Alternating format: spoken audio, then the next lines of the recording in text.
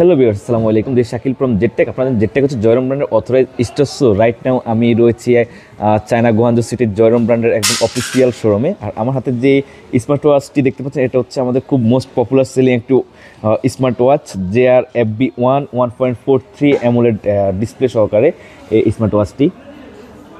এখানে কিন্তু আপনারা আমাদের কাছে এটা স্টকে অ্যাভেলেবেল রয়েছে জেডটেকে। খুবই প্রিমিয়াম একটি স্মার্ট ওয়াচ।